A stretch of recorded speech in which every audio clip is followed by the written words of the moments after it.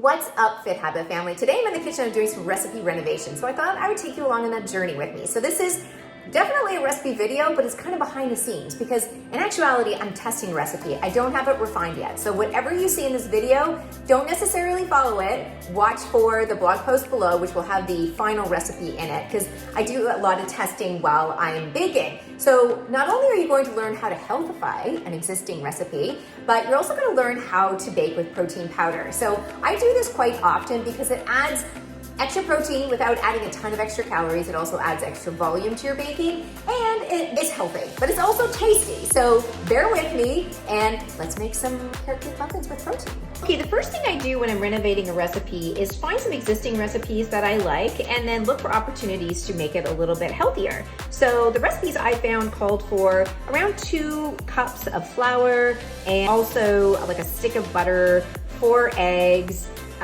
lots of things with very high calories. So I look for opportunities to reduce that. So what I found here, or what I pulled together, is 1 cup of oats, which is about 300 calories in this particular 1 cup. Then I've got here 1/3 cup of PB2. That's a defatted peanut flour, very low in calories, very low in carbohydrates. I also got my vanilla protein powder here. This is about 3 or 4, probably about 3 tablespoons, I would say, of vanilla protein powder. That you don't want to put too much protein powder in a recipe because it tends to make it very dry otherwise. I've got 1/3 cup of almond flour here, and I've also got 1/2 cup of erythritol. And this is a sugar alcohol. It's organic. It is actually it's very good for your gut. And it's a great replacement for sugar. It's got about 70% of the sweetness of normal sugar. So if you are going to use sugar in this recipe instead of erythritol, you want to add a little bit more than half, or actually want to add a little bit less than 1/2 cup. You might want to go to 1/3 cup of real sugar. But I prefer to use this in my recipes because it's virtually no calories in it and it doesn't spike insulin. I've also got a pinch of salt here. I've got 2 cups of shredded carrot, which I actually ran through the food processor to make it nice and easy. And then I've also got a teaspoon of baking powder and 1/2 teaspoon of cinnamon. So these are my dry ingredients and I'm gonna put those aside. Okay, now we're going to work on our wet ingredients. I'm going to use some avocado oil. You could also use olive oil, coconut oil, or butter. You wanna melt those first. I've got 1 cup of almond milk here. I use Khalifa because it's very clean.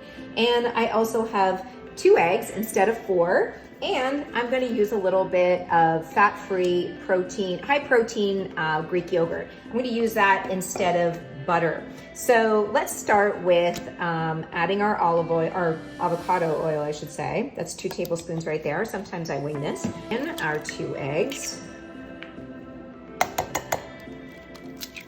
And then we're gonna give that a whisk.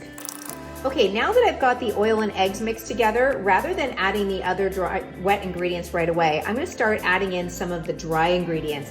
The reason I do it this way is because I don't know exactly how much wetness or moisture I'm going to need yet. This is the part where I like to play it by ear at the end. So I'm going to go ahead and add the carrot and the oatmeal and all of the flours. So that's the almond flour. This is the PB2 peanut butter flour. I'm going to add the protein powder and the salt. Actually, I am gonna add the baking powder and I'll go ahead and add the cinnamon because I know that those are the right measurements. And now I'm gonna mix this up. So as I'm mixing this, I will explain why I haven't added the rest of my wet ingredients yet. And basically it's because wetness is something that you want to add in gradually, I think. Now what I am going to add next, this is getting a little lumpy, is the almond milk. And I'm going to go ahead and add that whole cup of it because I think I'm going to need it. I do know that almond flour and peanut butter flour do absorb a lot of moisture. So does coconut flour actually. So with any of those kind of flours, you're always going to need extra moisture. And now I think I'm gonna add a little bit of yogurt. Now I don't often add yogurt to my baking. This is a little experimental, so I'm not gonna add that much. I think I'll just add like 1/2 the container, and it's a small container. So I'm just gonna add that in. And what it will do is just, add to the texture and moisture element of the baking, hopefully.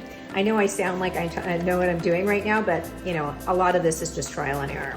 So now that I've got that added in, I'm going to go ahead and add the sweetener. Sweetener is something I add at the end because it's also something that I like to play with. So I've got half a cup in here, and I'm gonna mix that in, and then I'm gonna try it. And I know some people don't like to, you know, taste raw batter, but for me, with my experimenting, it's the only way I'm going to know exactly how much sweetness I've got in there. Okay, so make sure you get all the lumps out, and now it's time to just, whoop, my fingers are clean. That's actually really sweet.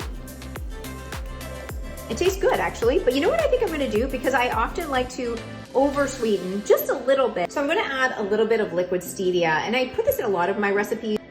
And I do that just to give it a little bit of punch. I don't use a ton of stevia in my baking because it does leave an aftertaste. I'm very accustomed to that aftertaste, but I know that a lot of people aren't. So anyway, that's that. This feels a little bit runny to me. So I think I'm going to add a little bit more flour. I'm gonna think about what kind of flour I wanna add to it, and then I'll go ahead and put it into muffin cups. Okay, I ended up adding 1 more tablespoon of protein powder, and I also added another teaspoon of cinnamon. I could have added nutmeg instead, but I went with cinnamon because I do enjoy the flavor, and cinnamon is very anti-inflammatory, so it's a functional ingredient. I like using a lot of it. One more thing I'm gonna add that I believe is optional because we're using vanilla protein powder is a vanilla extract. I think it just gives it a little bit of extra flavor. So I'm gonna add that in and mix it, and then I'm gonna put this into muffin pans. Okay, so I've got my muffin pan ready, and I'm going to spray the crap out of it so nothing sticks.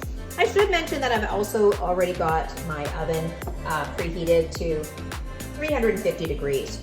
So now I'm going to pour my batter into the muffin tin.